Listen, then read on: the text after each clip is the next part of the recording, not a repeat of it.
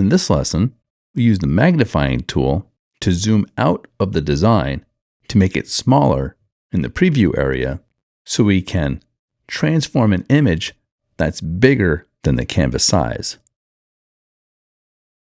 Turn on the apple green. Select the apple green layer. Do a Command T to transform it.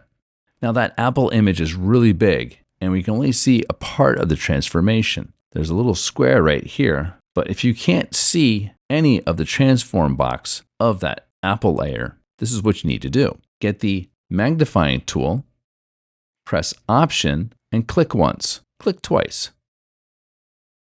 Now do the Command T to transform it. Now we can see the bounding box. It's outside of the image area. That's why we had to shrink the whole design a little bit to see the bounding box. And this happens very often, so remember this trick. Let's click and drag the apple to make the apple smaller.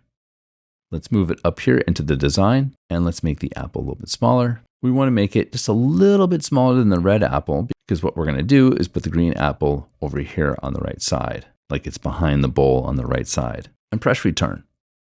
Notice that there's some white areas that we missed, because those white areas were beyond the canvas area when we selected the white areas. Let's get the magic wand tool again, select the white, and press Delete. Command D to deselect. To make the image bigger, double-click on the hand tool. This lesson will continue in the next video.